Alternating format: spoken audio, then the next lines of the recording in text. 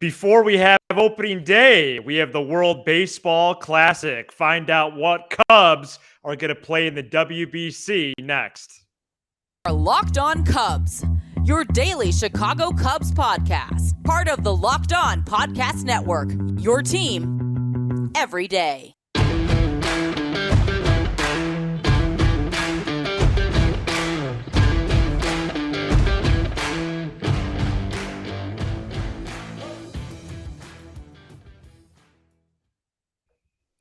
Welcome into Locked On Cubs alongside Sam Olber. I'm Matt Cozy. Pleased to be with you for a Friday episode, more than you might realize, and we'll get to that later in the show. Shout out to everybody listening on Apple, Spotify, Amazon Music, and more, and listening and watching on YouTube. Thanks for making us your first listen every day. Sam and I are lifelong fans, taking our passion into a discussion with you on all things Cubs. We're 5 days from pitchers and catchers. Wow. We're 15 days from the first spring training game. We're 48 days from opening day. Sam, how is everything over there? And excited to be with you for the third episode of the week. Yeah, all I'll say to our listeners is stay tuned for the last part of the show, best and worst, because we got some fun stuff for you, Matthew. I'm doing okay. I've had better weeks. I've had worse weeks, and I'm excited to talk about the WBC. I'm excited to talk about Chicago Cubs baseball. I'm excited that we're 48 days away from opening day, and hopefully I make it until then. Now, let's get into it. And we're also 26 days from the World Baseball Classic, with games beginning on March 8th. There is a list of Cubs that I'm going to reveal here that were named to rosters this evening, Thursday evenings. We record for a Friday show. And it's a combination, Sam, of prospects, major league players, 40-man roster, non-roster players as well. So let me just go through the list, and then we can break it down from there and kind of get our magnifying glass out. This is in country ABC order. Liam Spence for Australia, Owen Casey, Curtis Taylor, and Jared Young for Canada. Danis Correa and Fabian, I don't know how to say his last name. If you can't pronounce him, don't say it. They don't need to be. They don't need to be Colombia. Ronias Elias for Cuba. BJ Murray for the United Kingdom, Great Britain. Matt Mervis made the team for Israel. Ben DeLuzio, Vinny Natoli, and Miles Mastrobuoni for Italy. Seiya Suzuki for Japan. Javier Assad for Mexico, and Marcus Stroman and Nelson Velasquez for Puerto Rico. So that's a dozen names, more than I anticipated. And we do the show every day, and I haven't heard of about 7 of those guys, so don't feel bad. Yeah, not exactly everyday names on here. It's not exactly the 27 Yankees. Right. I guess at first blush, I'm excited to see like a Murray for Great Britain. I know they're heavily an underdog. Are you? Yeah, he was a fall really league excited guy for that? Well, you're not letting me finish. Well, Murray, I'm a little impatient. I don't feel well. Owen Casey for Canada. Yeah, of course. That I'm excited to watch. We've talked about Elias, who was dominant in winter ball. He's pitching for Cuba. Of course, we have, my homegrown nation, Italy. Mm-hmm. We have, 3 players there, including Mastrobuoni and DeLuzio, two off-season pickups. But the main players here are Mervis, Suzuki, and Stroman. And I am curious to see how this all shakes out. But anybody that jumps off the page first for you in terms of like watchability? Mervis. First of all, no secret, I'm Jewish, so going to be watching him play for Israel. Going to be fun. Secondly,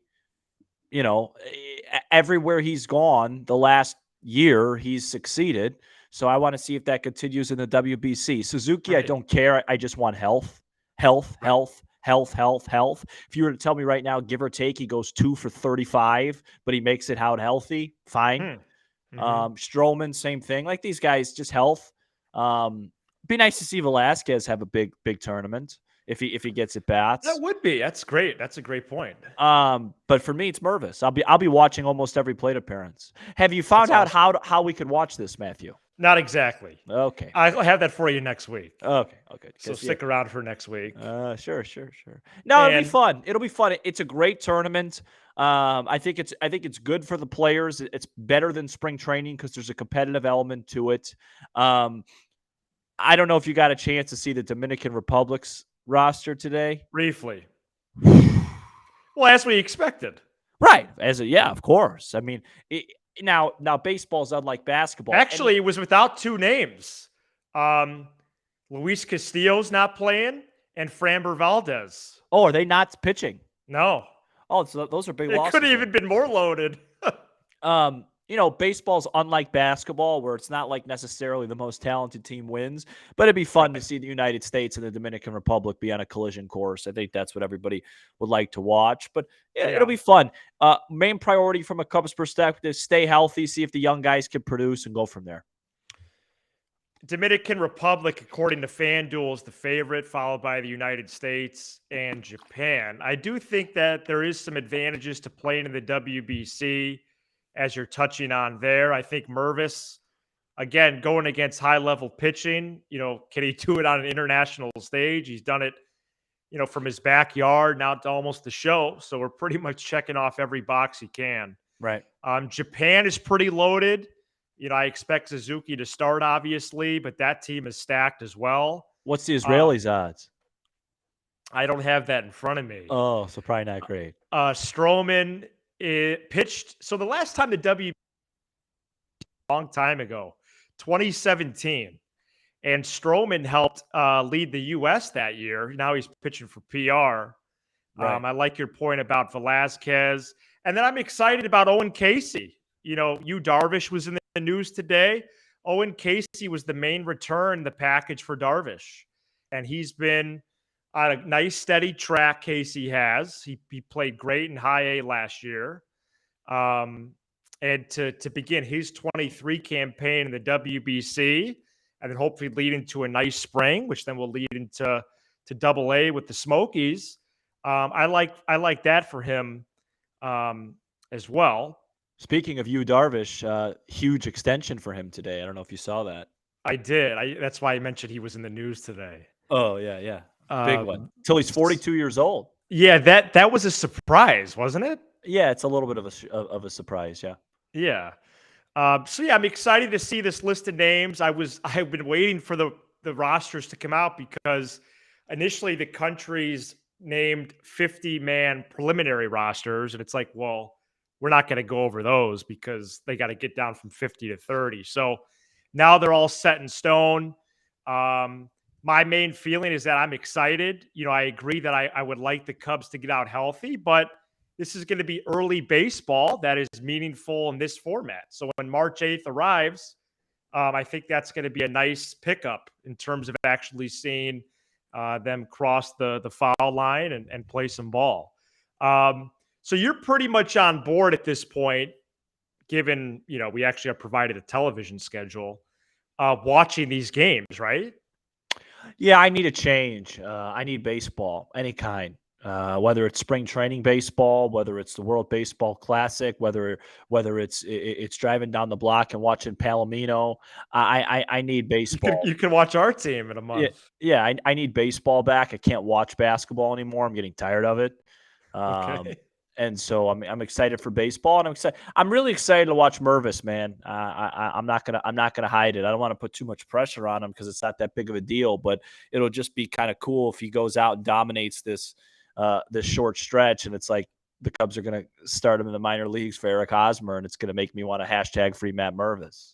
Yeah, shout out to Lindsey Crosby again. Well, let's dig into the WBC again on a later episode as we tackle maybe even some of the rosters of these teams and some projections in terms of how some of these players and teams are going to do as we move forward. As well. There's also, of course, some former Cubs in it too. We could get to that some other time as well, but I'm excited to watch.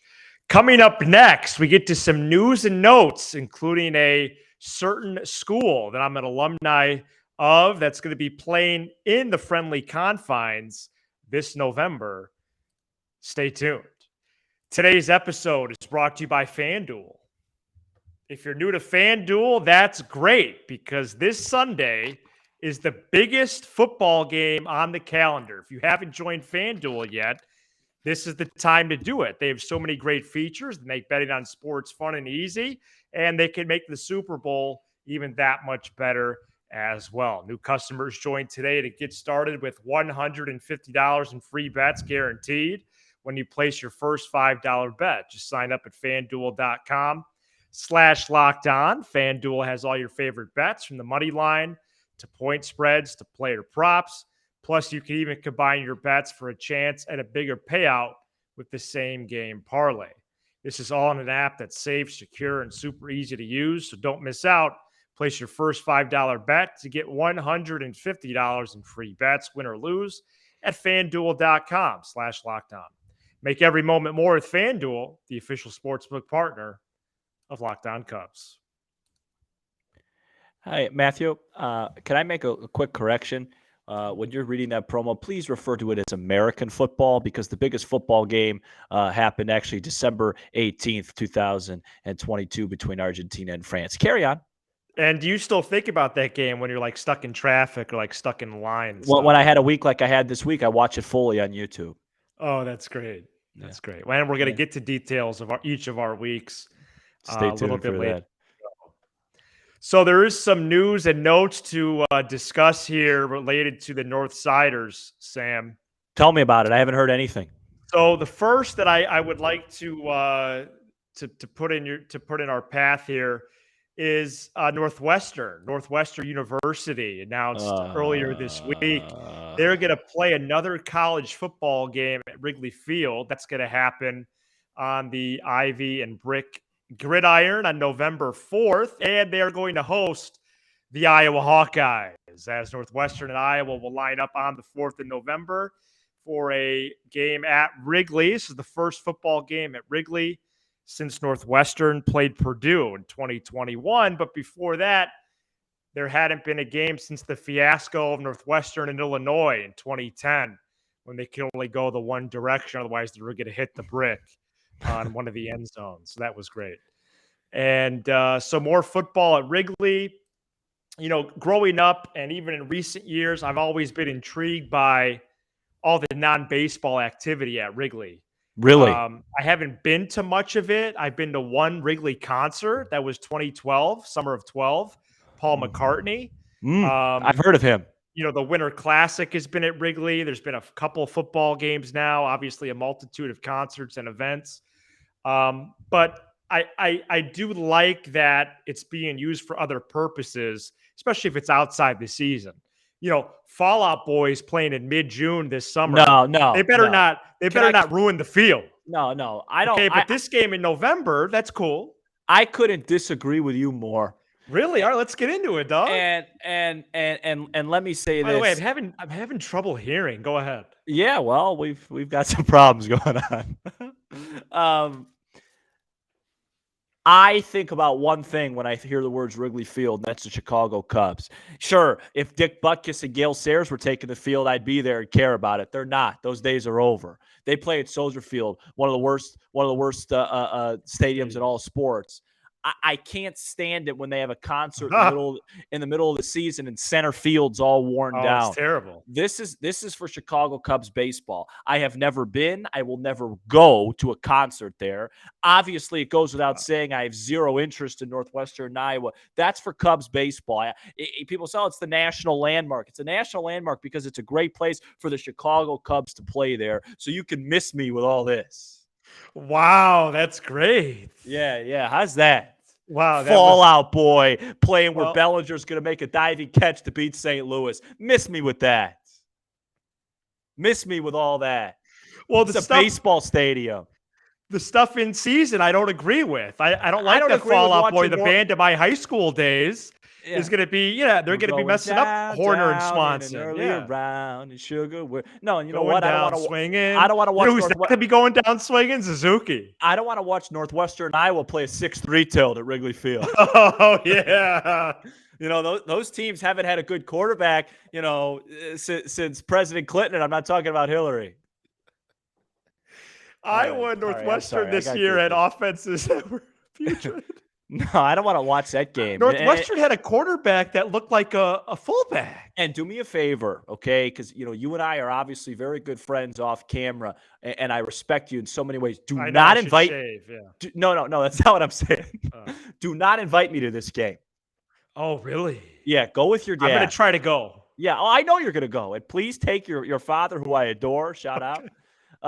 Do not take me to this game, okay? I don't want to go. I'll be at Gallagher Way sipping a coffee or something. Okay. Just putting money in Ricketts' pockets. So you could be there for the pregame. Yeah, I'll spend $3,000 to stay at the Zachary's lobby. All right, you guys watch that game. Yeah. Please, I'm not going to that. Sitting there in the freezing cold, watch a bunch of teams not even be able to get 10 yards for a quarter. Yeah, no, you're right. You're right. And there's definitely been some baseball-like scores. In fact, let me just pull up. What other news and notes are there? Is there something I care about? How's Mancini looking?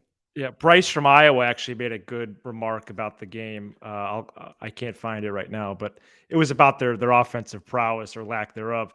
So promotional giveaways were announced on Tuesday. Oh, I did see this. Well, first of all, have there been any promos or giveaways growing up that you remember? Or did you want to stake out a spot for any of them?